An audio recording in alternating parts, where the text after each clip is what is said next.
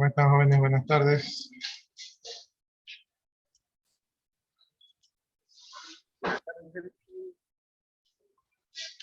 Déjenme ver el... Mientras van ingresando, vayan poniendo sus dos apellidos, sus dos nombres en el chat. Buenas tardes. ¿Cómo están, jóvenes? Y yo también voy a ver acá el tema de su asistencia.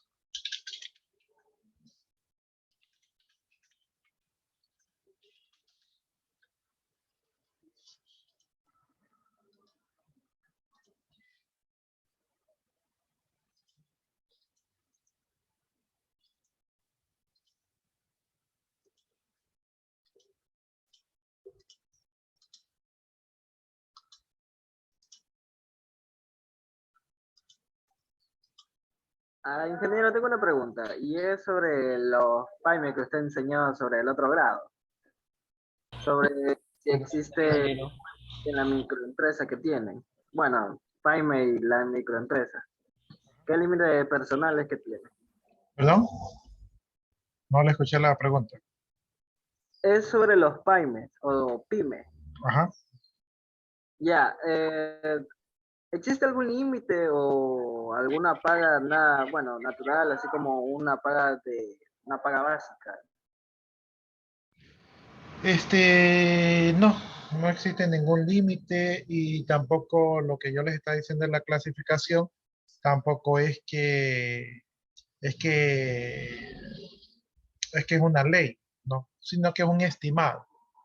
¿Sí? Entonces, en este estimado, las PAINES, pues ya vimos que pueden ser las microempresas, las pequeñas empresas, las medianas empresas, y entonces estas se estiman por el número de trabajadores. Entonces, estamos viendo que las PAINES van desde 10 a 50 y desde 50 a 200 para las pequeñas empresas, y todas ellas están en las categorías de las PAINES, ¿no? Las PAINES son como que de las medianas empresas hacia abajo, ¿sí? Esas son las PAINES. Y son importantes porque, aunque no son muy grandes ni muy fuertes, pero la mayoría de la gente está allí. O sea, si usted escuchó, es el 70% de todas las empresas que hay en este caso en el Ecuador, ¿no? Entonces, ahí está la mayoría. Y imagínense, si no existieran, ¿qué hace toda esa mayoría? ¿De qué vive, no? Y por lo general, estas PAINES, o sea, estas pequeñas empresas, no tienen muchos recursos y por lo tanto, aunque no hay una regla que diga que ganan poco, pero la regla es que pagan poco porque es que no tienen tanto dinero para pagar bien, entonces generalmente pagan los sueldos básicos, ¿no? Eso es como que usted tiene un mini market por allí por su casa, o una farmacia, o de repente un taller, no sé, que haga letreros, ¿verdad? Todos estos son PAIN, son pequeñas empresas, ¿no? Y si usted se da cuenta, pues el volumen de personas que están allí son pocos, ¿no? Y a ninguno de ellos lo va a ver usted llegando, o sea, con buenos sueldos, ¿no? Tal vez por ahí les darán algún bono, o tal vez si esa pequeña empresa tiene futuros, tal vez pague algo mejor, pero la regla general, y no, o sea, no es que es regla, no es que está normado que tenga que ser allí, así, pero como no hay recursos, pues se paga lo mínimo. Entonces, eso es con respecto a las fines. Espero que ahí le haya aclarado su duda.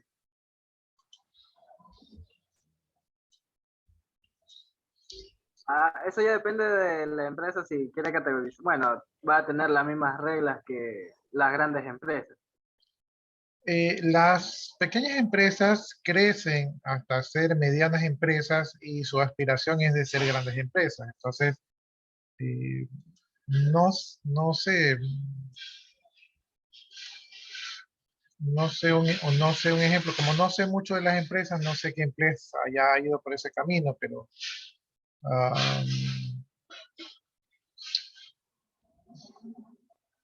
no se me ocurre, es que no conozco la historia de las empresas, así que no sé qué empresa pasó por ese camino, pero por ejemplo, yo recuerdo hace añísimos cuando recién salió el comisariato, ¿verdad?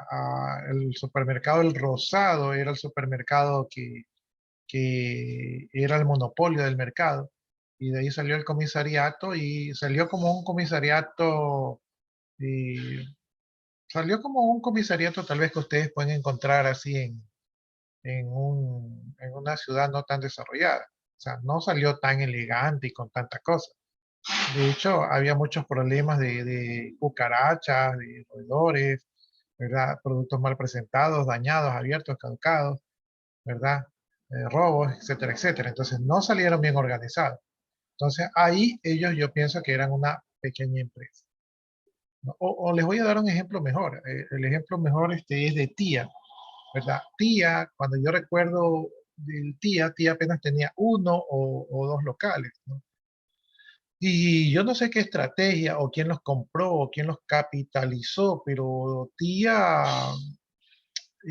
hoy en día ponen un local de una semana a otra. O sea, creo que es la empresa que más locales tiene en el Ecuador, ¿no? Entonces ellos por lo menos son a nivel nacional, ¿verdad? Y tienen mucha presencia nacional, ¿verdad? Entonces han crecido. Entonces Tía, como les digo, comenzó así mismo, comenzó con un local, comenzó con productos de mala calidad y ahora ha mantenido su misma línea porque realmente ellos nacieron como una empresa popular.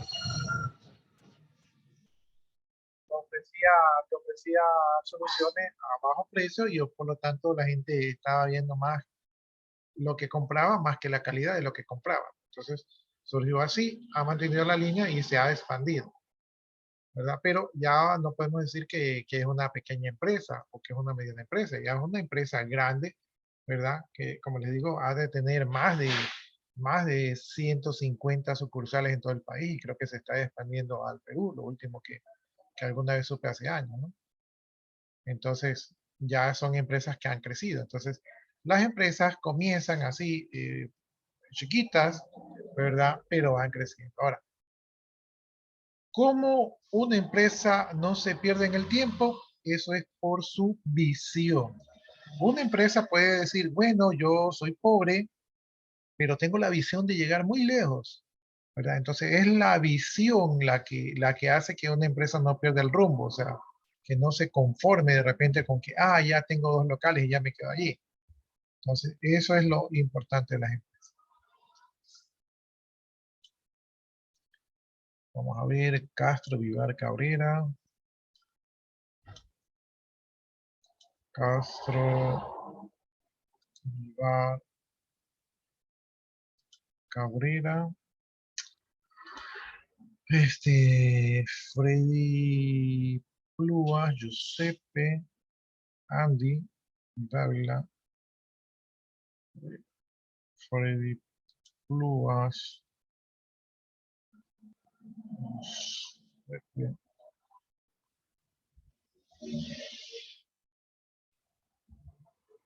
Giuseppe, Andy Plúa,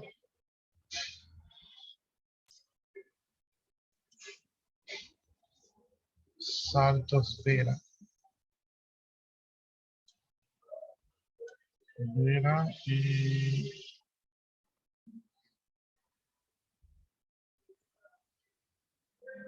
Justin Santos. Alto.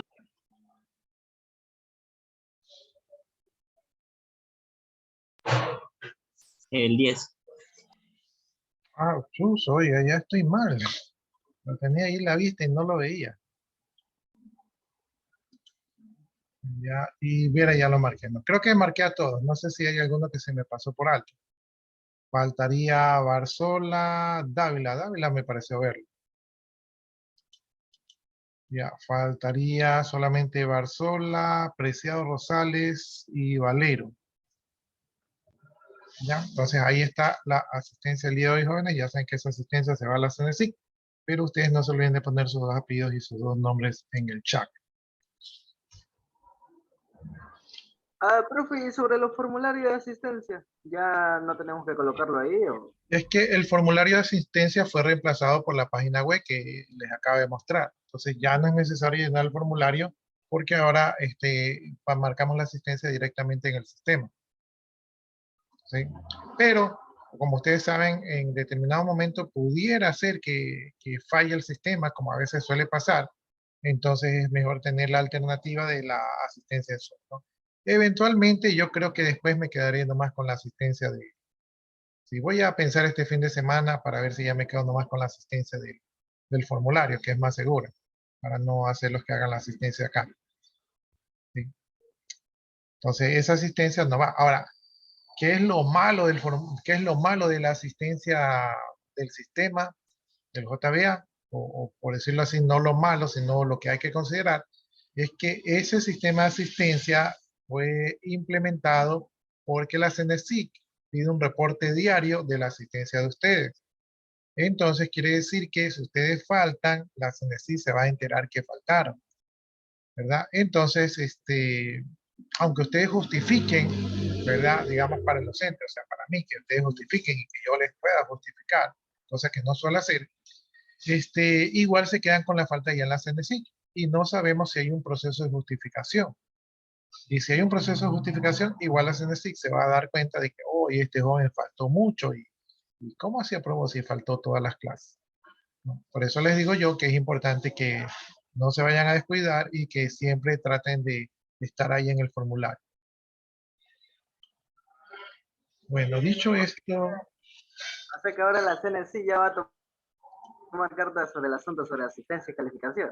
tiene más control porque esa doble matriculación que ustedes hicieron está en control de la CENESIG. Es decir, la CENESIG ahora sabe quiénes están matriculados, ¿verdad? Y en qué materias están matriculados. Entonces, ahorita la CENESIG tiene control. Y cuando nosotros ingresemos notas, nos dijeron que tenemos que ingresar notas en el sistema SIGA Instituto, que es de la CENESIG. Es decir, que automáticamente la CENESIG va a saber si ustedes pasaron o no pasaron. Entonces, sí, va a tener más control, ¿no? Y no solamente control de las notas, sino control de la asistencia. Entonces, digamos que, o sea, no es algo malo, porque igual ya teníamos el control y tenemos que cumplir todos esos requisitos. Pero, por ejemplo, si usted tiene alguna falta, ¿verdad? Usted va con el coordinador o con el bienestar institucional y entonces ellos le ayudan, le dicen, a ver, te enfermaste, ya no hay problema, y le mandamos un correo a tu docente para que te justifique. Pero en cambio, acá estamos con otras autoridades. Estamos hablando de autoridades que muy posiblemente van a estar muy ocupadas, ¿no?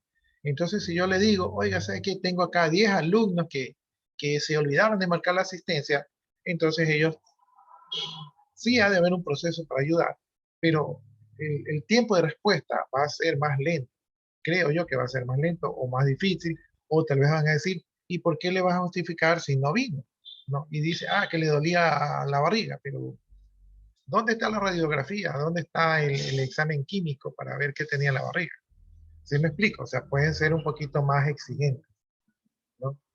Entonces, por eso les digo que desde mi punto de vista, al alumno no le conviene faltar, ¿sí? O no le conviene que no se registre su asistencia, ¿no? Que puede estar asistiendo, pero si se olvida de marcar, se va a quedar con una falta por allá. Entonces, eso es lo que a mí me parece. Pero de ahí no es que, es un control más. Ahora, ese control más que estamos sufriendo ahorita, ¿verdad? O que está implementado ahorita, ese control muy probablemente es el que va a quedar como el único control. ¿Sí? Entonces ahorita estamos como en una migración, estamos en una fase de migrar. ¿Sí? Entonces cuando se migra, pues se usan dos sistemas en paralelo para ver cuál funciona mejor y ver qué problemas se puede presentar. Pero una vez que ya se tenga fe de que las pruebas salgan bien y que el sistema funcione y que no hay mayor inconveniente, entonces probablemente nos quedemos únicamente con el sistema de la CNC. ¿Sí? Entonces, hacia allá vamos, jóvenes.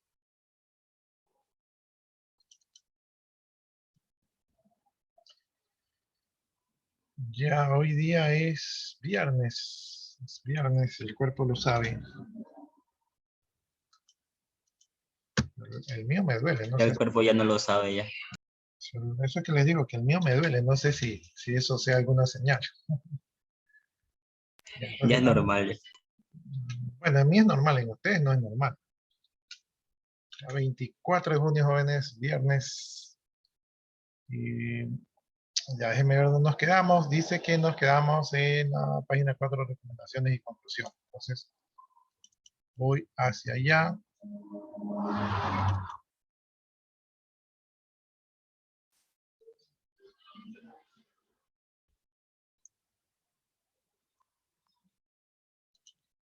Aquí creo, ya encontré.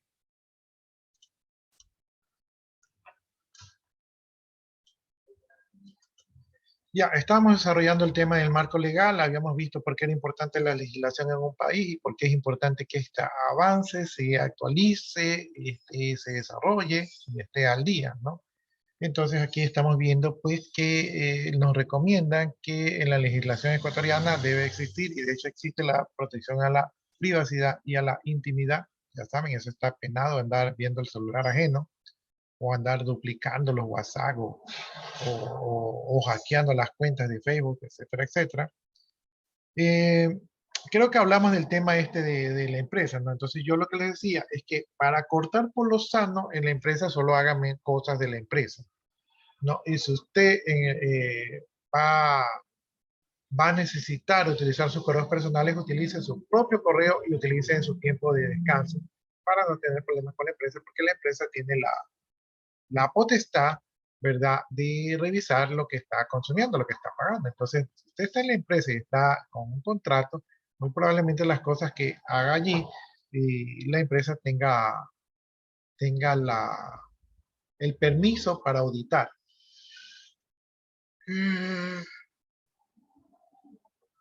Ya, ahora, ¿qué es lo importante? Ya lo creo que lo mencioné en su momento. Lo importante es que exista una normativa en cuanto a los delitos informáticos para que estos se puedan definir claramente los términos que se usan y se pueda establecer los derechos que se están vulnerando, ¿no? Y también para poder establecer las sanciones, ¿verdad?, que se deben aplicar si se vulneran dichos derechos. Entonces, eso es lo que aspiramos, eso es lo que se necesita para poder estar para poder tener una legislación sana. Dígame, Andy. Pero, ¿qué diferencia hay entre que, bueno, la aplicación que es normal, la original, y una pirateada? Bueno, ¿cuál es la diferencia entre ellos dos? Si entre los dos, la aplicación modificada te puede robar datos de la misma manera como lo hace la empresa. Si la empresa le interesa o vende tu información, va a ser lo mismo, ya que sin nosotros enterarnos. Tiene algo de sentido su pregunta, sí sabe. Tiene algo de sentido. O sea, miren, cuando nosotros, por ejemplo, instalamos el WhatsApp, pues el WhatsApp nosotros acordamos o aceptamos, ¿verdad? Y generalmente lo que se aceptamos en la mayoría de las redes sociales es que todo contenido que nosotros pongamos allí deja de sernos nosotros y le pertenece a la aplicación. Eso es lo que aceptamos. Ahora, las aplicaciones tienen un segundo interés. El interés es de ser populares, ¿no? Entonces, las aplicaciones, las grandes, por ser populares, ellas no van a permitir o no sería inteligente permitir que se haga una mala publicidad sobre ellas. Entonces, si por ejemplo, yo utilizo el WhatsApp y de repente mis conversaciones aparecen por otros lados y yo comienzo a decir, ¿saben qué? En WhatsApp se roban las conversaciones. Esa mala publicidad haría que ellos pierdan clientela. Entonces, generalmente no lo hacen, pero no es lo que lo limita, no es la parte legal. Lo que los limita es el prestigio y la imagen que han vendido. Ahora, si usted utiliza una aplicación de terceros, ¿verdad? La aplicación de terceros no tiene tanto compromiso, ¿sí? Porque a veces estas aplicaciones de terceros no les interesa abrir un mercado porque ya saben que el mercado ya está ganado, no lo pueden ganar. Lo que les interesa es coger una parte de ese mercado y que estas personas les permitan tener una puerta de acceso a sus datos privados, los cuales no les van a decir que están tomando, no les van a decir que están vendiendo, y probablemente sus limitaciones, ¿verdad? Son menos que las que puede tener una empresa formal. Las empresas formales, por el hecho de ser formales, y nosotros creemos, o la perspectiva es de que ellos van a hacer un poco, van a respetar nuestros datos, ¿no? Sí, eso es lo que nosotros esperamos, aunque no necesariamente lo deben de hacer, porque, como le digo, cuando nosotros ponemos aceptar todo, ¿verdad? Aceptamos un poco de cosas que nos perjudican. Renunciamos a nuestros derechos, ¿sí? Entonces, incluso ahí en letras chiquitas puede decir, usted me regala su casa y nosotros ponemos a aceptar todos allí, ¿verdad? Entonces, pero bueno, la idea es que estas empresas buscan tener buena fama y las empresas de terceros piratas buscan, o sea, han hecho ese sistema porque quieren hackearlo. ¿Sí? Su propósito no es que usted sea feliz o que usted tenga más prestaciones, su propósito es hackearlo. Entonces, y en ese sentido, pues, es mejor estar con los aburridos que no nos causan daño a estar con los divertidos que a la final nos van a terminar robando. Ahora, tal vez para usted no es muy importante, pero ¿qué pasa si usted le comparten una tarjeta de crédito, un número de cuenta, ¿verdad? O usted comparte alguna información comprometedora o algo de su vida privada y eso está siendo utilizado como material para otras redes. Entonces, a usted no le va a gustar eso. Y ese es el riesgo al utilizar esas aplicaciones, ¿no? Y como estas aplicaciones no están reguladas, porque no son oficiales, tal vez el que dijo ahí dice, que te robaron, yo no sé, yo no tengo nada que ver. No, a mí no me digas, yo vivo en otro país, ¿sí? Allá ese es tu problema si te robaron, yo no fui, o yo no sé, mejor dicho. Ah, que había un malware en mi código. Ah, mira, no sabía, gracias por decirme, pero esa no es mi responsabilidad. Sí, ahí en el acuerdo que tú firmaste decía, y si te pasa cualquier cosa, a mí no me eches la culpa. Entonces, te lavan las manos. Entonces usted no tiene un poder jurídico para ir contra esas personas que le han causado algún perjuicio, ¿sí? O va a ser más difícil. Entonces, y por último, o sea, si sabe que su propósito es que lo vayan a hackear, entonces no se vaya pues con esos que sabe que lo quieren hackear, ¿no? Tal vez hoy día su información no es importante, el día de mañana usted es presidente de la República y entonces ellos dicen, mira, aquí tengo todas las conversaciones, mira, aquí dice que él copiaba en los exámenes, ¿verdad? Y eso le sacan ahí en plena campaña electoral. No, no le conviene, ¿no? Entonces su información, aunque no parece muy importante, sí es importante y por lo tanto debe proteger. Así es. Ya, entonces seguimos hablando de los delitos informáticos. Hagamos una breve historia, pues cuando el hombre apareció en la naturaleza, ¿verdad? Y salió de sus cavernas, se encontró con otros cavernícolas y entonces hubo la necesidad de comunicarse. En esos momentos, pues, se hacían señas, se hacían gruñidos, ¿verdad? Y poco a poco se fue desarrollando el lenguaje. Luego, cuando todavía estamos en época rudimentarias, pues, se utilizaban señales de humo, se utilizaban espejos, se utilizaba el telégrafo, ¿verdad? Para poder comunicarse de las personas hasta que nació el teléfono, ¿verdad? Y luego salieron la tecnología inalámbrica y el Internet. Y a partir de allí, y no sé si más adelante se creen otros medios de comunicación, pero a partir de allí las comunicaciones son algo importantísimo para nuestra sociedad, ¿no? Entonces, a raíz de eso de allí, pues, estamos siempre comunicados. Bien, como el hombre, ¿verdad? Ha ido desarrollando y el hombre mientras ha ido desarrollando ha ido creando herramientas, no sé, como la rueda, como el arado, como la pala, como el pico, ¿verdad? Como los barcos, como el transporte, como los carros. Entonces el hombre ha ido creando herramientas según ha ido creciendo su necesidad. Pero, por ejemplo, cuando el hombre tenía que hacer operaciones como contar o calcular o algo de eso, no existían las herramientas adecuadas, las herramientas eran muy rústicas, ¿verdad? Entonces el hombre no se sentía ayudado.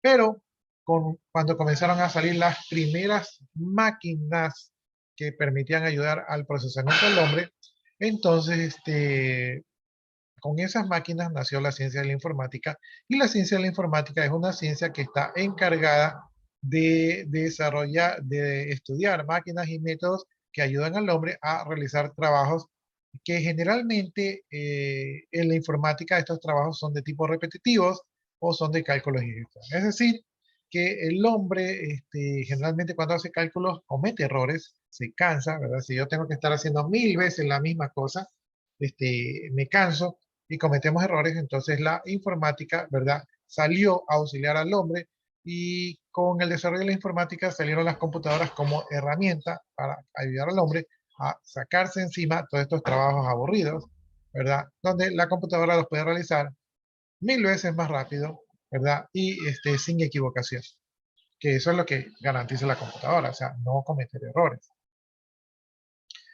Bien, entonces la informática vino creciendo, la tecnología vino creciendo, apareció el Internet y las computadoras de escritorio, las computadoras personales, comenzaron a llegar a todas partes del mundo, a las oficinas, a los hogares, y a partir de eso nuestra sociedad se transformó, es decir, que nos volvimos una sociedad computarizada, donde toda actividad que se realiza en el mundo requiere de una computadora, ¿no? Entonces, hasta ahí todo bonito por el desarrollo de la tecnología, pero como de todo da la viña al Señor, hubieron pues personas que dijeron, bueno, pero de esto de la computadora yo podría aprovecharme. Y comenzaron a hacer los primeros ataques computacionales donde se crearon los primeros ciberdelitos, ¿verdad? O los cibercrímenes, que son crímenes que se utilizan a través de los sistemas informáticos, tal y como ya lo vimos más adelante. El punto es que el desarrollo de estos delitos ha ido creciendo a tal punto que hoy en día en las redes podemos encontrar delitos, ¿verdad? Por ejemplo, la mafia internacional utiliza el Internet, ¿verdad? Hay redes de prostitución infantil, redes de terrorismo, de narcotráfico, que utilizan las redes para organizarse, ¿no? Entonces están utilizando una herramienta de comunicación y de desarrollo humano para actividades ilícitas.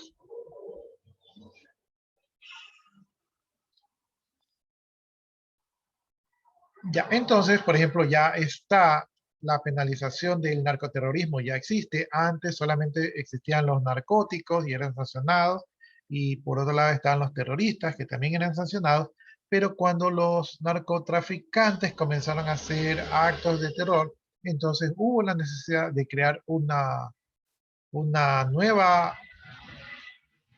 acto ilícito,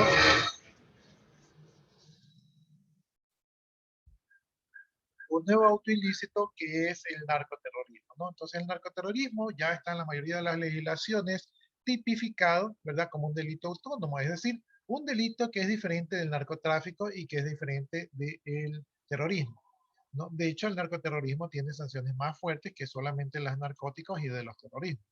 Y eso es algo bueno. Entonces, cuando nació esto de aquí, se legisló para poder sancionarlo. Ahora, eso significa que nosotros podríamos regular el uso del Internet, ¿no? Pero hay puntos encontrados porque hay personas que dicen que tener un registro de lo que hacen las personas en el Internet, ¿verdad? Atenta contra su libertad y su privacidad, ¿no? Entonces, así como hay delincuentes, pues hay muchas empresas y usuarios, ¿verdad? Que prefieren el anonimato, ¿no? Entonces, que están en contra de que se regularice el Internet. No se quiere regularizar el Internet porque cuando una actividad es regularizada, ¿verdad? Generalmente vienen los abusos y vienen no sé cómo llamarlo, vienen las restricciones y se pierde la libertad de expresión. Entonces, muchos no quieren que se restrinja el Internet porque va a ser nuevamente normalizado y se pierde la libertad, ¿no? Eso es lo que aducen. Entonces, hay un conflicto allí. Por ejemplo de eso allí es en China. En China el Internet está regularizado, entonces allá en China no todo se puede ver, no hay libertad. Allí el material está fiscalizado. Peor aún en Corea del Norte, que ahí también está todo fiscalizado, ¿verdad?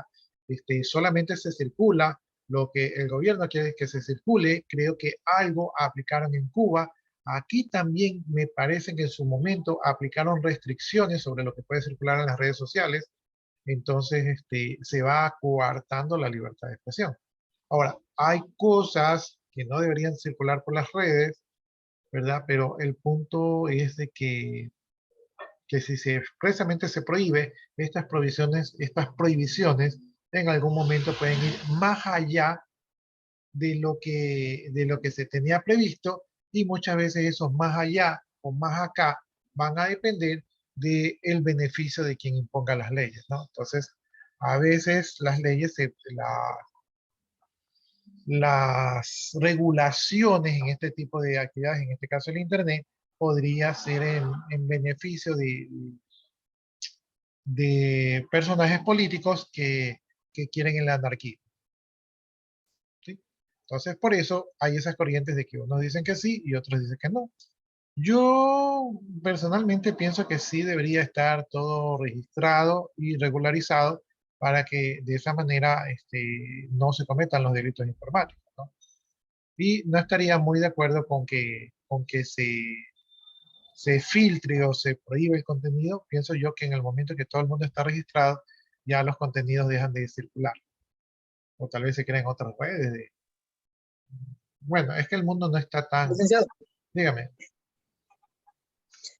ahí también podría venir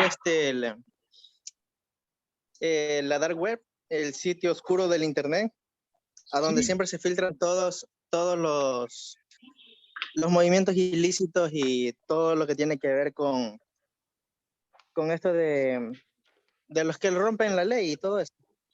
sí Ya que, ya que, vamos, ya que cualquier persona podría ingresar a ella. sí vamos a hablar de la dark web. Sí vamos a hablar. Sí tenemos un tema que se denomina la dark web, ¿no? Y es que ahorita ya funciona así. O sea, ya la dark web funciona y lo vamos a ver más adelante, pero se supone que lo que nosotros googleamos apenas es el 5% de lo que está en internet. Y el resto anda por allá en la dark web, ¿sí? Ya, entonces, sí, vamos a hablar de eso y efectivamente, como dice su compañero, por allá van a parar y por allá se hacen negociaciones y todo eso. Y el medio es el internet, ¿no? Entonces, ¿por qué ocurre eso? Porque como no está normalizado, como no están identificados, eh, se pueden hacer este tipo de cosas. Mm, Bueno, esto ya lo mencionamos, el crecimiento de las conductas antisionales, antisociales. Ya, las computadoras pues ofrecen oportunidades para infringir la ley, ¿no? Entonces aquí en los sistemas computacionales se pueden cometer delitos de tipo tradicional, pero también se pueden cometer delitos de manera no tradicional, ¿no? Ah, por ejemplo, no sé si ustedes han visto que ahora con la inteligencia artificial, que es una nueva tecnología, ¿verdad? Con la inteligencia artificial, usted puede salir en la pantalla haciendo declaraciones que usted nunca hizo, ¿no? Con la inteligencia artificial, o mejor dicho, con los generadores de voz que existen hoy en día, los delincuentes pueden emular su voz y hacer que sus familiares crean que es usted que está pidiendo alguna cosa. Dígame, Giuseppe. Esos son los deepfakes, como se los conoce, al menos como yo he visto. Sí, Que, o sea, hay algunas inteligencias que permiten hacer eso, y son moduladores de voz, así mismo como falsificadores de video. exactamente. Entonces, ya no se puede confiar en nadie. O sea, hasta hace unos años creo que se podía confiar en lo que uno veía. Sí, pero hoy en día ya no se puede confiar en lo que uno ve, ¿no? Y es peligroso porque entonces podemos estar siendo atacados por la desinformación. De hecho, en el tema de la pandemia, hubo una guerra de 2 años sobre los que decían que están a favor y en contra de la vacuna. Hubo una guerra entre los que decían que no, que el virus no hace nada y los que decían que había que cuidarse. Entonces fue una guerra, o sea, el mundo se dividió. O sea, no es un grupito, el mundo estaba dividido entre los que sí y los que no. Y de paso creo que los que no eran como mayoritarios, ¿sí? Entonces, o sea, eso fue una desinformación. Imagínense ustedes si se hubieran utilizado esos videos falsos con personas que reflejan autoridad, ¿verdad? Entonces el mundo podría entrar en un caos, ¿sí? Entonces el tema el tema es más o menos preocupante, ¿no? Habrá que hacer algo para que eso no se presente a futuro, o tal vez en algún momento se vaya a presentar y ahí tomemos las cartas en el asunto. Entonces, yo la verdad que, como les digo, ya no sé en qué se puede confiar porque ya usted lo está viendo y no sabe si lo que está viendo es real o no. Ah, un caso. Es sobre los típicos mensajes que te llegan de tus amigos de Facebook. Y literalmente son ellos mismos los que tienes agregado, que te salen mandando un mensaje diciendo, creo que te he visto. Y ponen un link en la parte de abajo. Bueno, intuición mía y por lo que estoy estudiando desarrollo de software, el link que está mandando literalmente no es tan confiable. Eso como tal creo que era, no sé si me equivoco, pero es el phishing, que, o sea, pueden como robarte tu cuenta y después utilizar la misma cuenta para así sucesivamente. Eso es lo que se hace a veces con los correos mismos. ¿Sí? Ah, ya. Efectivamente, jóvenes, ese es el phishing y sospechen de todo eso, especialmente cuando vengan esos links, vienen con links cortos, ¿verdad? Utilizan páginas que hacen que el link sea corto para, una, que no sea rastreable y dos, para engañarlo. Entonces, se trata del phishing. Por aquí sí vamos a ver algo de esos tipos de crímenes. Y ¿por qué usted recibe un phishing de su amistad? Porque les hackearon las cuentas de seguro. Porque les hackearon la cuenta, exactamente. Entonces, los delincuentes comienzan a hackear cuentas y ya usted no sabe. Yo, por ejemplo, tengo contactos en el Facebook y tengo como 3 contactos de la misma persona.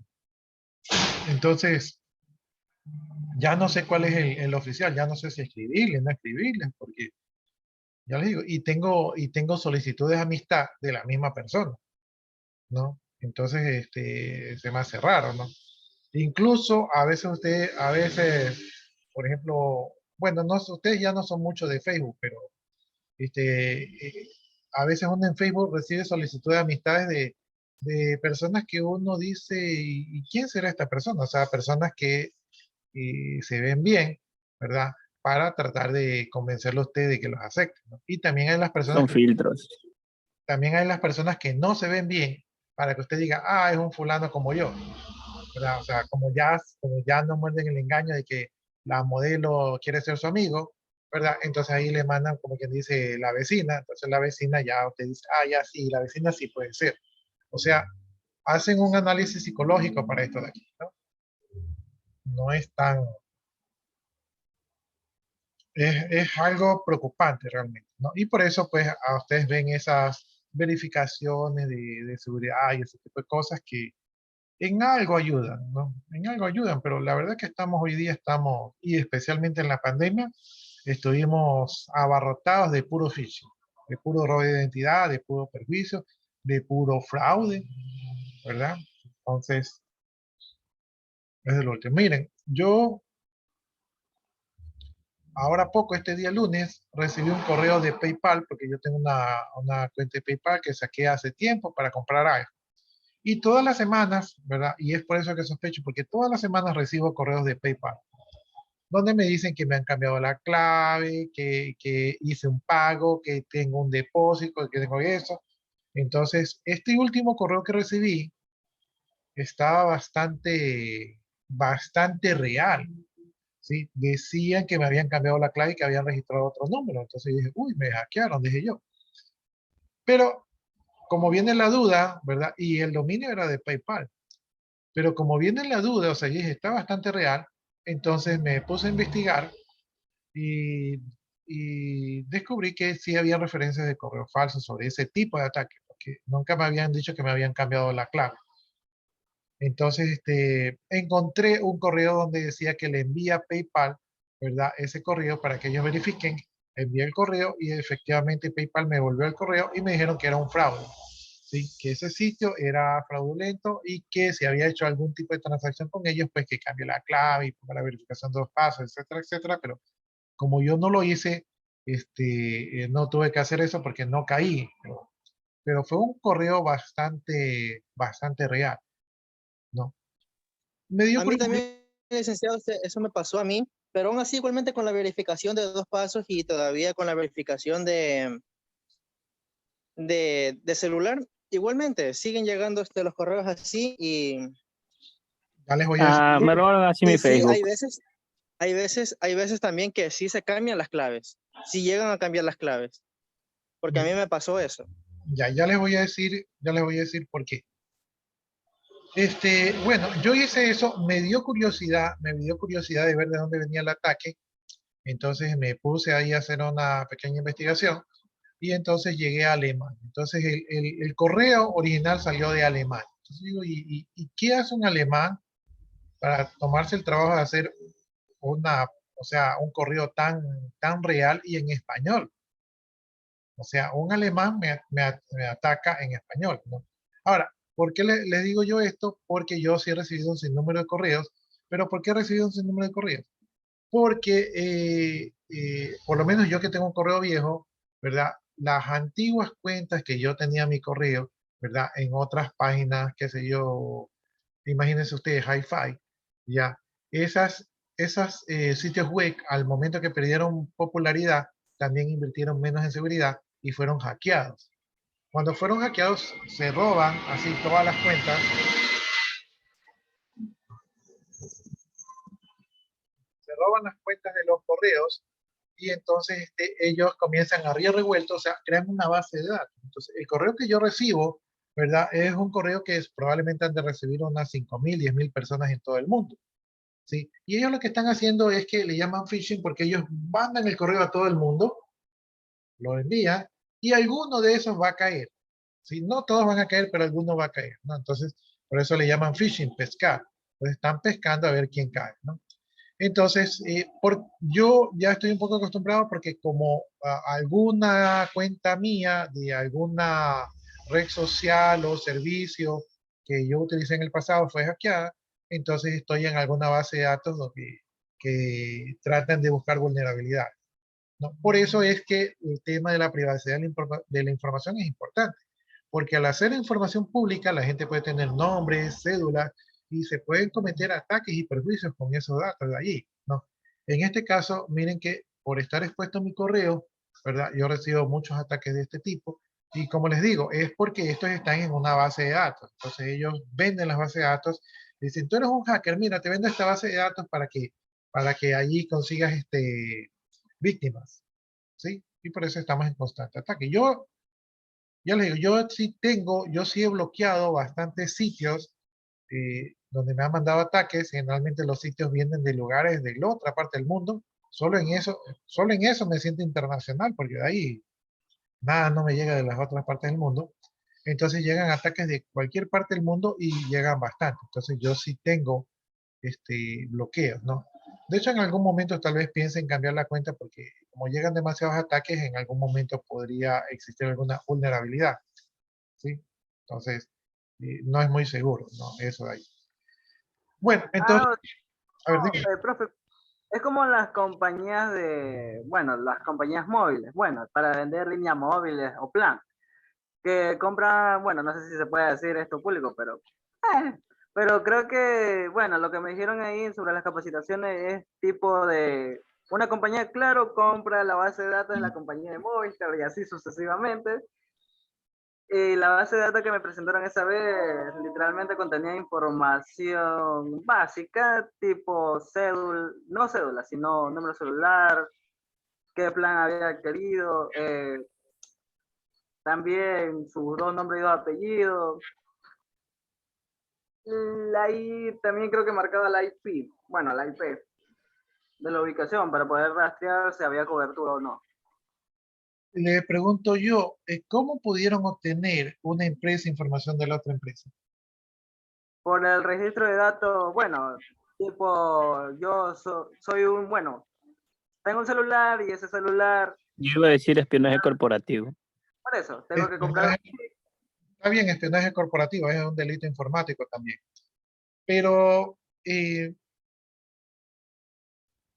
miren, les voy a comentar. Justamente esta asignatura que estamos viendo, justamente, Estamos viendo, estamos viendo ahorita, viendo los delitos, pero finalmente uno de los objetivos de esta asignatura es que ustedes conozcan sus derechos, ¿verdad? Y también los derechos de terceros. Cuando nosotros los informáticos llegamos a una empresa, nosotros tenemos que tener un sigilo con la información que va a caer en nuestras manos.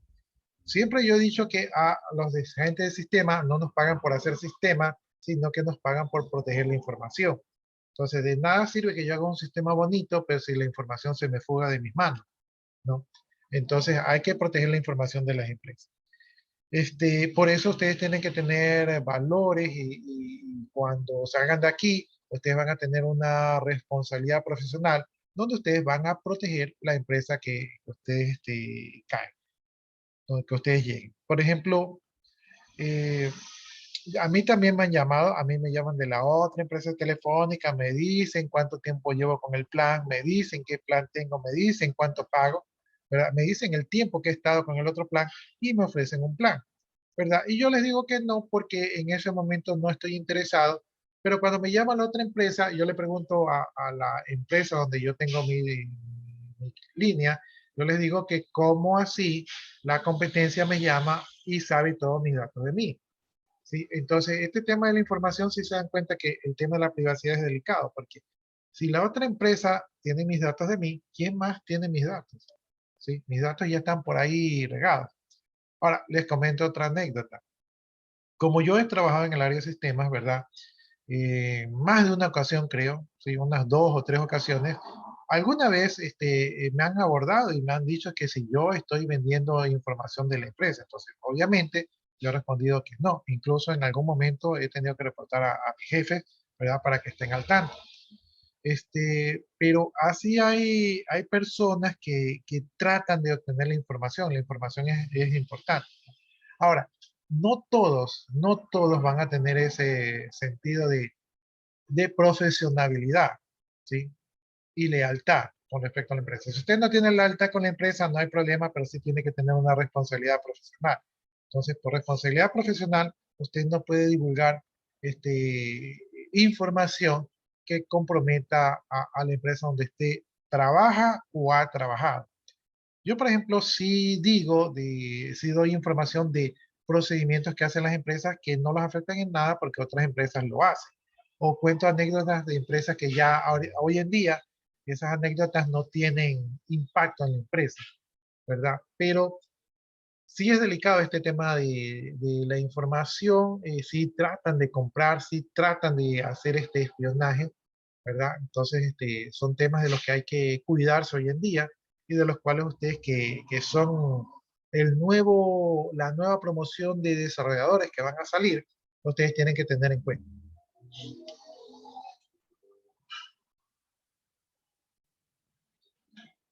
Aquí dice que no regalan ni la información ni la venden, dice por acá.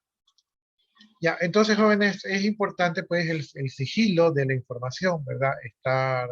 Proteger la información de las empresas con respecto a este tipo de delitos que se pueden presentar, que también son penados. O sea, una empresa puede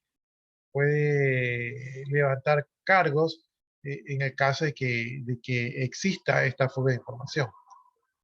Y el tema, y bueno, más adelante lo vamos a ver, pero este tema no solamente va al nivel comercial, sino que va al nivel de la seguridad del país y va incluso a nivel de guerra, ¿no? Por ejemplo, entre Estados Unidos, Rusia, China y Corea del Norte tienen una ciberguerra.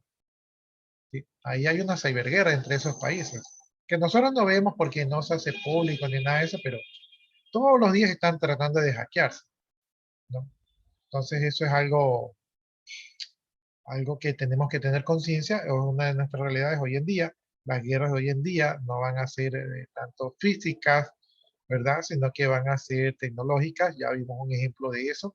No solamente tecnológicas, sino que también ocurren a nivel de la información. Y justamente hablábamos de la información. A nivel de la información, nosotros acá, es poco lo que sabemos de la guerra de Rusia y Ucrania, porque están aplicando filtros, ¿sí? Entonces hay cosas que nos llegan, que nos parecen bien, y hay cosas que nos parecerían mal, que no nos llegan, y viceversa, ¿no? Entonces estamos siendo filtrados con con la intención de manejar nuestras opiniones y nuestros criterios, ¿no? De hecho, Facebook tiene un juicio, me parece, porque Facebook reconoció que a través de los videos que mostró a sus suscriptores, Facebook pudo cambiar la intención de votos de una cantidad considerable de votantes, ¿no? Entonces, la manipulación de la información, la influencia sobre las masas, es otro tema que seguramente habrá que ser normalizado. Hoy en día eso no está normalizado, ¿sí? Entonces, son cosas a considerar, jóvenes. El mundo se nos viene encima. Dice por acá, en WhatsApp se realizan ataques porque ahí a veces llegan mensajes como el que ganó algo. Sí, no, ya no se puede confiar en nada, jóvenes. Lamentablemente era bonito todo esto de las redes, pero hoy en día creo que es mejor, creo que es mejor ni tener teléfono. Solo como por llamada. Pero sí saben que el Utiliza teléfono, hasta por llamadas también. hoy en día lo que menos se utiliza el Te teléfono estafan. es para llamadas. Bueno, le voy a comentar un ataque, ¿verdad? Que están haciendo por WhatsApp. A mí me lo trataron de hacer hace unos 2 meses, creo. Miren, yo he recibido llamadas internacionales, ¿verdad? Yo no he contestado, pero una vez recibí una advertencia de que alguien está intentando cambiar el código de mi WhatsApp, ¿no? Entonces, me puse a averiguar, ¿verdad? Y me aplicaron el ese que roban que te roban el WhatsApp por el buzón de voz.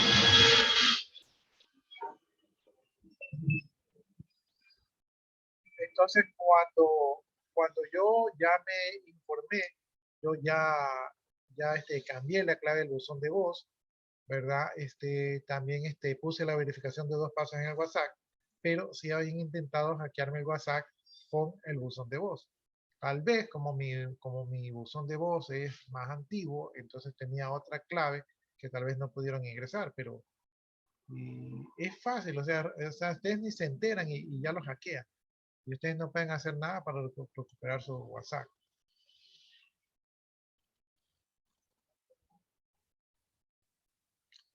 Ah, el de la herencia, el de la herencia. Yo todos los lunes me gano $2 millones.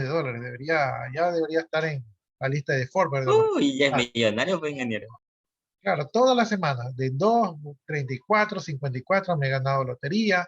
Se me han muerto 20 parientes allá en Arabia Saudita. Algunas viejitas de Rusia me han querido dejar su herencia, etcétera, etcétera, etcétera, ¿no? Entonces, son los intentos, es el phishing, ¿sí? Yo todos esos correos los reporto, pero de todas maneras lo que hacen los hackers es que ellos utilizan cuentas fantasma, ¿no? Entonces una cuenta que les deshabilitan, tienen X cuentas más para seguir procesando, ¿no? Ellos no les afecta eso de ahí. Bueno, sigamos desarrollando entonces, jóvenes, pues ya vimos la triste y dura realidad de los delitos informáticos, entonces veamos acá qué dice, ¿no? Dice, se puede hacer una analogía entre los delitos informáticos y los delitos económicos. ¿Por qué? Porque los delitos económicos en determinada constitución no existen. Creo que esto estamos analizando la Constitución de México, que fue un análisis. Entonces, si alguien comete conmigo un delito económico, pues yo no le puedo reclamar porque la ley no contempla delitos económicos. Pero otro enfoque diferente que yo puedo dar es que, bueno, tú me has perjudicado en $2,000.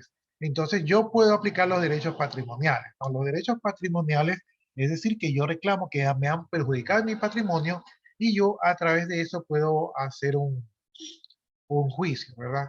Porque me han perjudicado patrimonialmente. Entonces, no puedo aplicar que me han cometido un delito económico, pero sí puedo aplicar que me han afectado a mi patrimonio.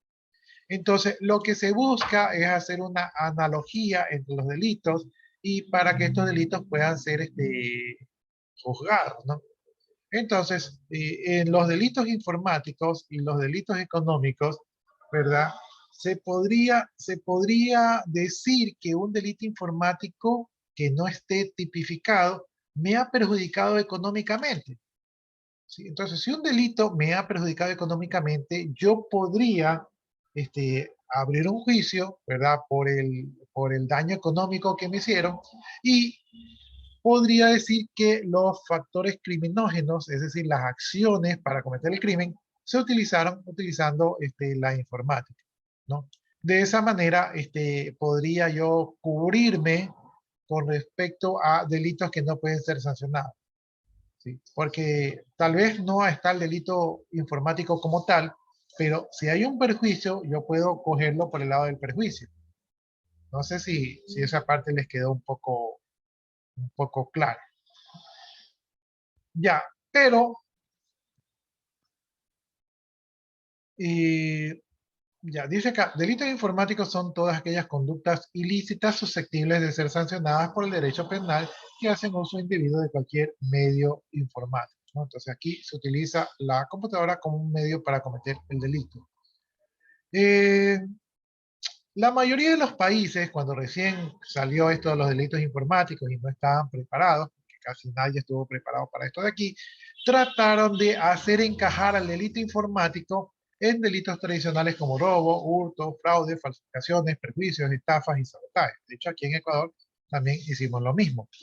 Pero el uso indebido de las computadoras, ¿verdad?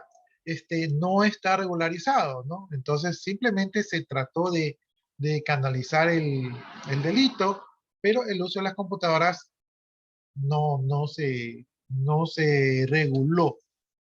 Esto es algo así, digamos que yo voy con un arma, bueno, no digamos que yo, que alguien va con un arma y que esta persona va con un arma y comete un delito con el arma. Entonces, la persona que comete un delito, en el momento en que comete un delito, se la juzga por el delito.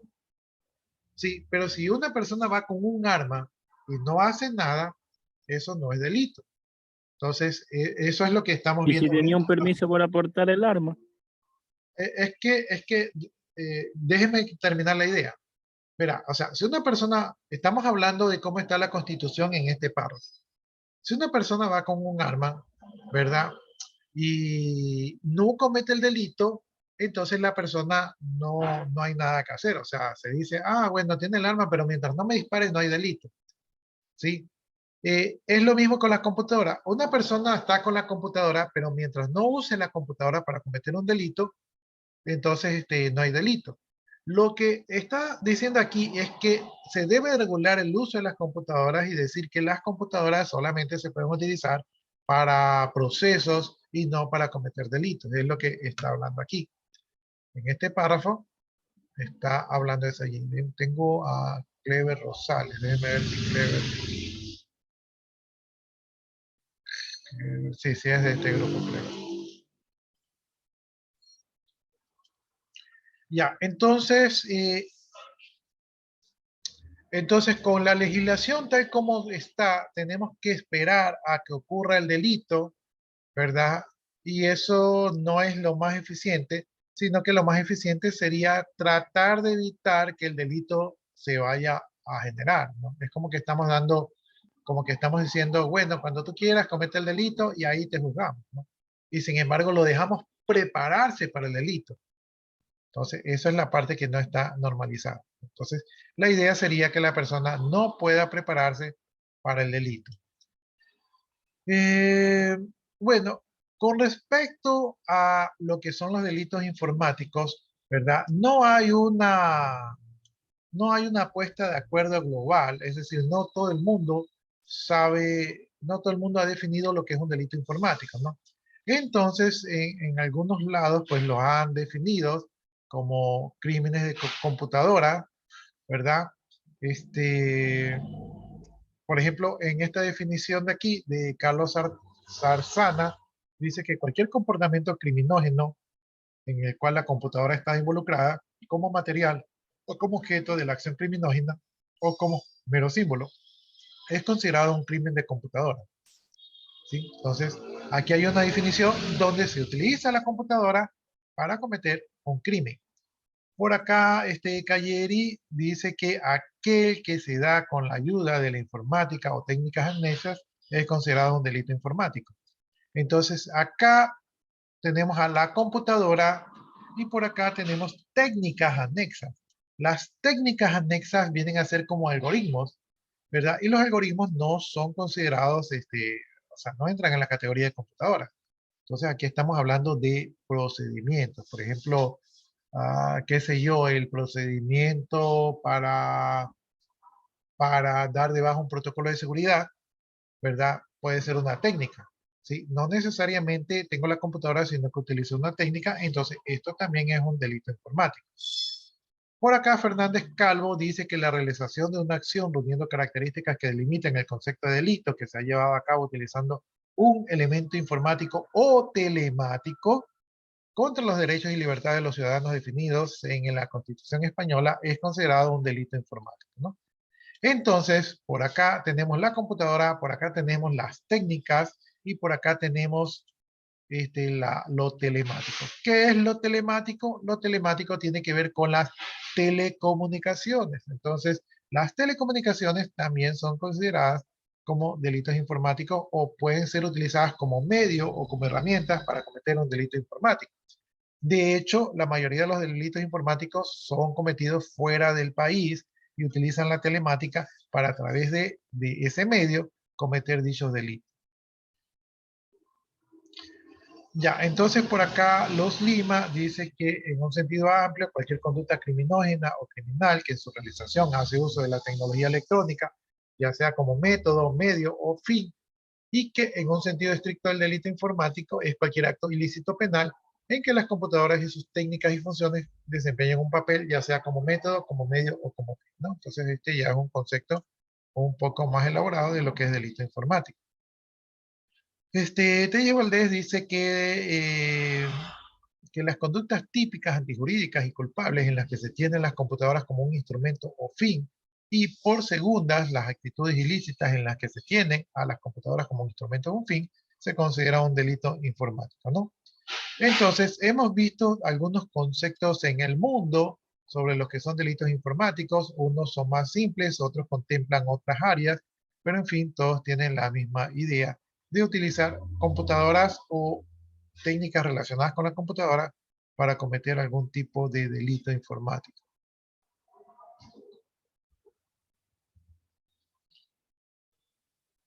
Ya, veamos, aquí hay una clasificación de los delitos informáticos en base a si son utilizadas las computadoras como instrumentos, como medio o como fin.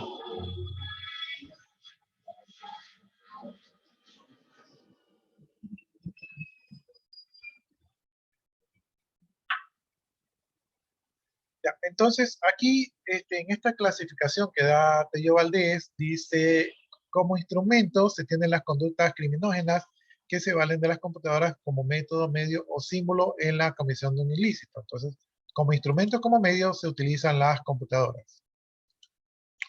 Como fin o objetivo, se marcan las conductas criminógenas que van dirigidas contra la computadora, accesorios, programas de la entidad física. Es decir, que el segundo punto de vista es cuando la computadora es del fin. ¿Sí? En el primer caso, yo utilizo la computadora como para borrar una base de datos, ¿verdad? Entonces la computadora fue mi herramienta. Y en el segundo caso, yo me robo la computadora o me robo el disco duro de la computadora. En este caso, la computadora fue lo que yo quería conseguir del delito. ¿Sí? Entonces, la computadora puede estar en ambos lados de la balanza. Ya, Luz Lima dice que se puede utilizar la tecnología electrónica como un método.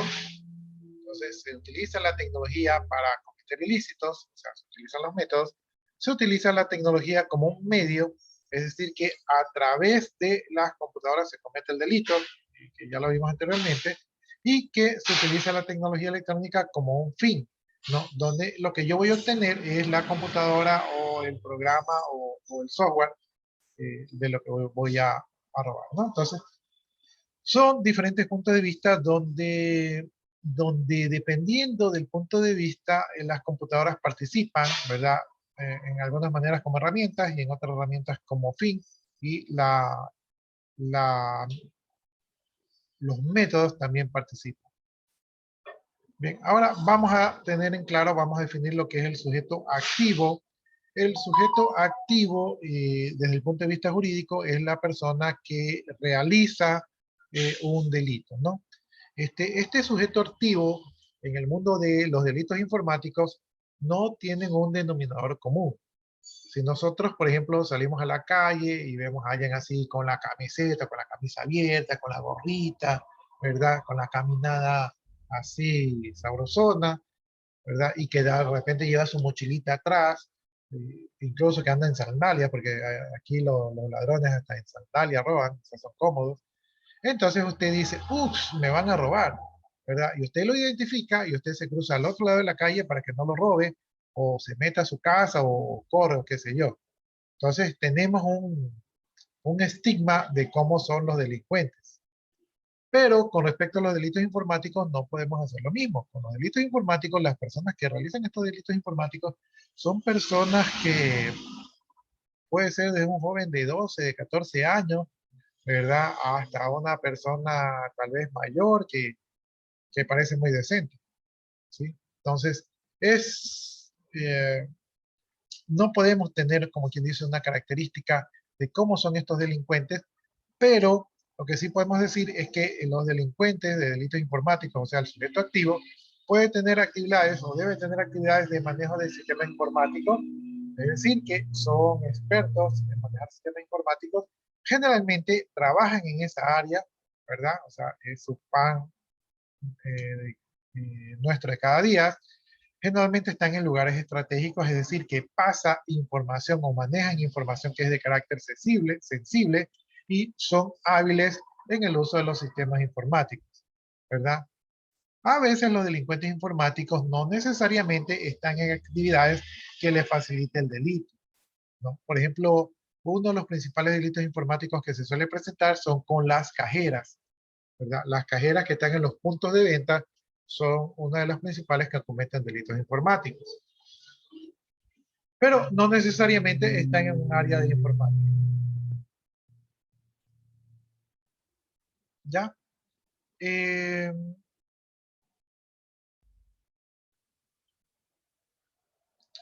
una empresa que yo trabajé, eh, se han presentado varios tipos de delitos, pero por ejemplo en una empresa que yo trabajé, hay una cajera que cobraba en efectivo y que pagaba en tarjeta. ¿Sí? ¿Por qué pagaba en tarjeta? Porque como la cajera no tenía liquidez, entonces ella se cogía el efectivo del cliente y ella pagaba con su tarjeta, ¿verdad? Para obtener liquidez. Entonces de esa manera ella obtenía liquidez. Entonces eso es un delito, ¿no? Hay otras cajeras que generaban una factura, ¿verdad? Y aplicaba el descuento, cobraba al cliente el valor total y ella se quedaba con el descuento. Entonces estaba perjudicando al cliente. Había otras cajeras que habían promociones de que compraban 2 camisas, ¿verdad? Y pagaba una, entonces ella facturaba 2 camisas, ¿verdad? Pero solamente entregaba una. Entonces el cliente decía, ah, compré la camisa y ella se quedaba con la otra camisa que estaba en oferta. Y así, en los puntos de ventas, pues, las cajeras a veces se las arreglan, ¿verdad? Para cometer ilícitos, ¿no? Hay otras cajeras, por ejemplo, que se apoderan de claves de nivel superior y comienzan a bajar inventario o a transferir o a cambiar los precios con ese tipo de claves, ¿no? Entonces, estas serían personas que no necesariamente tienen conocimientos informáticos, pero que cometen delitos informáticos.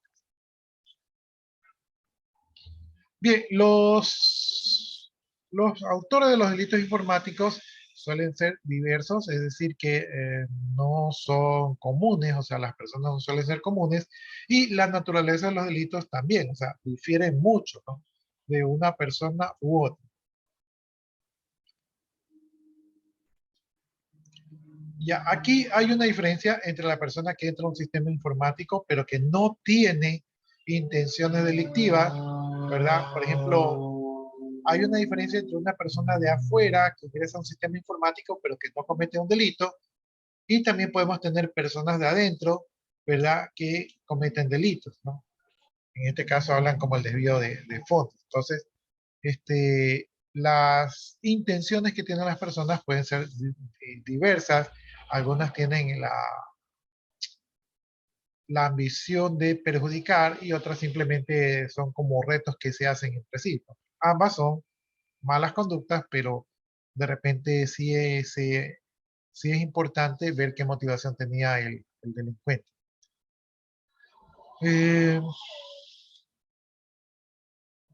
Ya, algunas características de estos delincuentes son que son personas listas, decididas, motivadas y que están dispuestas a aceptar un reto tecnológico, ¿verdad? Generalmente se pueden encontrar en los empleados del sector de procesamiento de datos, es decir, que alguno de ustedes podría cumplir el perfil de un delincuente informático, ¿no? Esperemos que no sea ese el caso. Por eso estamos viendo esta asignatura para que ustedes hagan conciencia, ¿verdad? Y que no caigan en esos delitos, ¿no? Ah, A, pero a los delitos informáticos se los suele relacionar con los delitos de cuello blanco. Los delitos de cuello blanco es que en Estados Unidos, cuando en los años 40, en los años 50 por allí, donde su constitución todavía no estaba tan desarrollada, pues los abogados se aprovechaban de vacíos legales para sacar a delincuentes. Entonces la sociedad decía que esos abogados eran delincuentes también, solamente que utilizaban saco y corbata, o sea que eran delincuentes de cuello blanco, ¿no? Como los informáticos tampoco es que se ensucian mucho las manos, también se los ha catalogado como delincuentes de cuello blanco.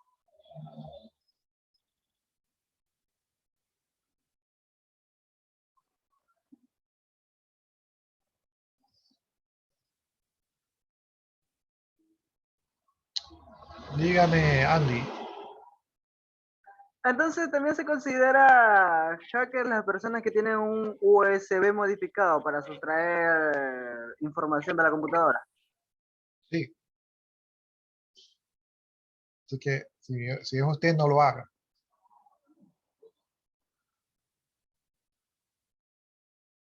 Sí se considera porque usted no tiene autorización de la persona y está extrayendo datos, entonces eso es robo de información y eso está tipificado, es delito.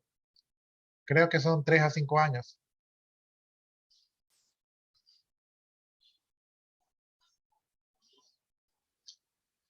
Ya, estamos hablando de los delitos. Los delincuentes, los ciberdelincuentes o el sujeto activo, generalmente no son personas pobres o personas necesitadas, ¿no? De hecho, tienen educación. Entonces, tienen un estatus socioeconómico más o menos respetable, ¿no? Entonces, uno o la sociedad se pregunta por qué esta persona que no es pobre, que no vive mal, que no está pasando hambre, que no tiene mala educación, ¿verdad? Ni que tampoco tiene poca inteligencia, ¿por qué se dedican a los ciberdelitos, o sea, a cometer delitos informáticos, si aparentemente es una persona que podría estar plenamente integrada a la sociedad, ¿no? Entonces, estas personas, pues, poder entender por qué hacen estas cosas, pues es un poco difícil, ¿no? Generalmente algunas las hacen por retos, por comunidad o simplemente por ambición. Hablemos ahora de la cifra negra. ¿Qué es la cifra negra? Resulta que los ciberdelitos son abundantes, son diarios, han crecido en un 500% en los últimos años, ¿verdad? En la pandemia crecieron exponencialmente. Entonces, los ciberdelitos están a la orden del día. Sin embargo, si ustedes van a buscar, y de hecho en algún momento les voy a mandar una tarea de buscar ciberdelitos, ustedes se van a dar cuenta que no hay mucha información en las redes. ¿Por qué esto es así? Esto es así porque cuando uno sufre un ciberdelito, esto es más o menos como decir que lo violaron, ¿no? Entonces, si uno va por ahí diciendo que lo violaron, la gente lo va a ver, ve, lo violaron o algo así. Entonces, la gente por vergüenza, ¿verdad? No lo dice, ¿no? Ahora, esto se aplica para las empresas. La mayoría de las empresas, cuando han sido atacadas, no andan divulgando allí que fueron atacadas. Imagínense, por ejemplo, un banco que digan, ¿sabe qué, ciudadanos? Hoy sufrimos el robo de 2.000 cuentas de ahorros, pero no se preocupe que estamos bien.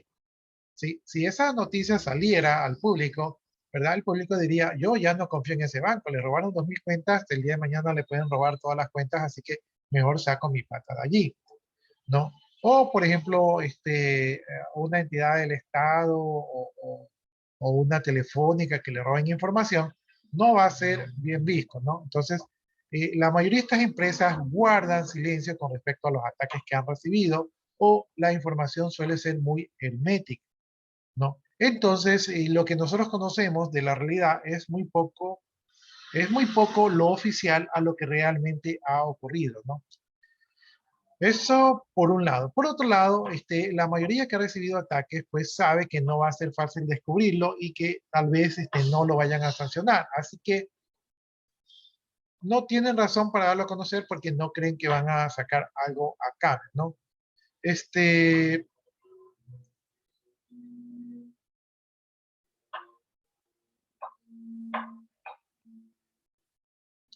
por otro lado, también,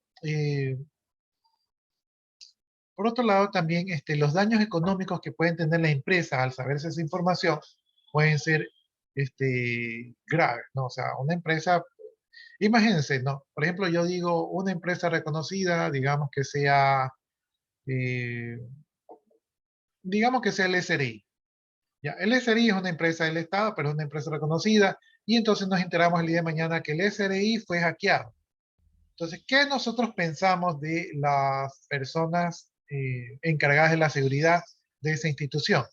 Vamos a pensar que esas personas son ineficientes, ¿no? Porque ¿cómo es posible que esa institución con tanto prestigio la han hackeado? Entonces, esa es una de las razones también por lo que la mayoría de esta información se queda de carácter reservado y que realmente no conocemos las cifras reales de los delitos que se han causado. Por otro lado, si yo digo, ¿saben qué? Yo hackeé al SRI. Si yo dijera eso de allí, ustedes dijeran, wow, profesor, usted tiene que ser muy inteligente para haber hecho eso. Usted tiene que ser un hacker, es de los de primera, y etcétera, etcétera. Es decir, la mayoría de gente al hacker no lo ve como un ciberdelincuente. La mayoría de gente al hacker lo ve como un héroe, como una persona con altas capacidades y conocimientos. Si no, recordemos el caso de Julian Assange. Julian Assange no es visto como un ciberdelincuente, no, es visto como un héroe y como un divulgador de la verdad. Sin embargo, pienso yo que es un poco sospechoso que el gobierno del Ecuador, en ese entonces, le diera asilo político pues a esta persona. O sea, como que dijera, sí, sí, tú estás bien, no has cometido ningún daño, ¿no? Entonces, probablemente en esa época, pues el Ecuador tenía, o el gobierno de ese entonces tenía algún interés con respecto a temas de seguridad y servicios o técnicas que pudiera dar a conocer este hacker de Julian Hassan, ¿no? Entonces, tenemos ese otro problema que los hackers no son vistos como delincuentes, sino que son vistos como personas inteligentes, ¿verdad? Y como personas que son eh, ovacionadas por los actos que han conocido, ¿no? O sea, es como una proeza. Entonces eso está mal, ¿no? Entonces esas son las razones por las cuales, pues, la mayoría de las empresas prefiere mantenerse en la reserva y no comentar que han sido víctimas de estos ataques.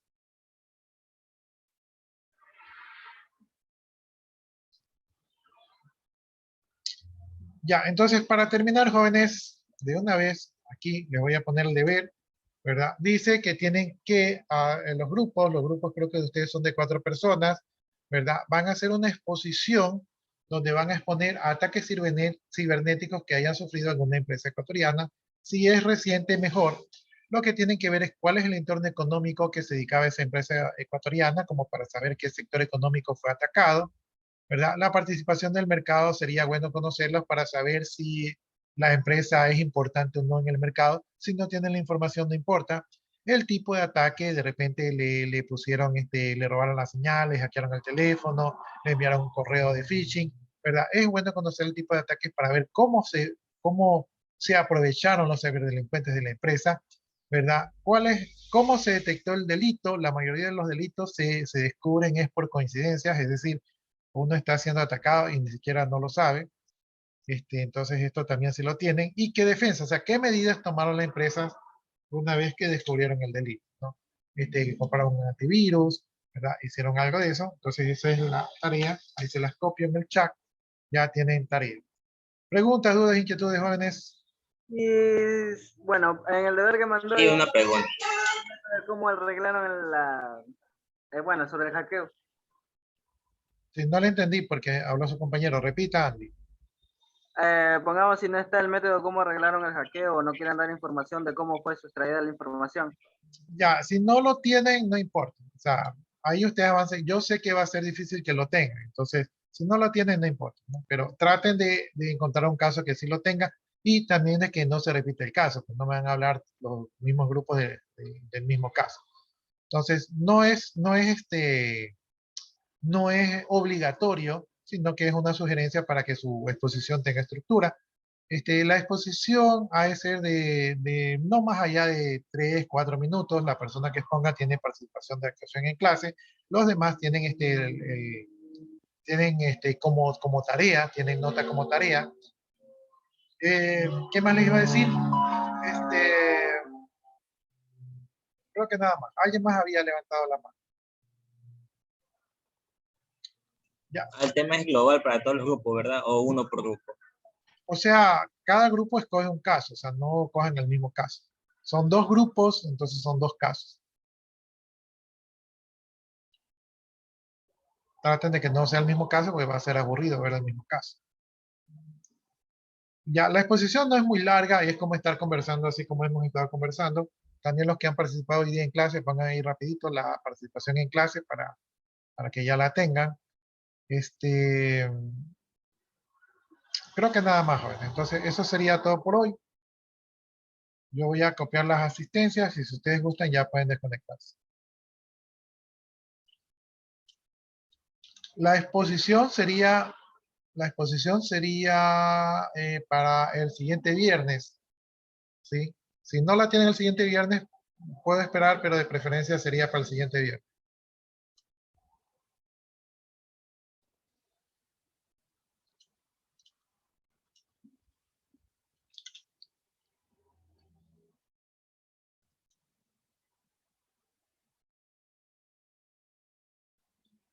Si ustedes gustan, ya se pueden desconectar. Yo creo que ya no tienen clase, entonces.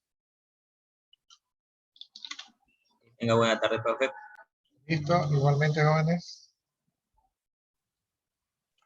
Nos vemos, profe. Nos vemos, Nos vemos, profe. profe. Tenga buena tarde. Nos vemos a la siguiente clase, jóvenes. Pues, profe, y buen fin de Cuídense semana. mucho. Gracias, jóvenes. Ya, listo, ya comienzo sus asistencias, entonces procedo a desconectarme. Que tengan muy buenas tardes.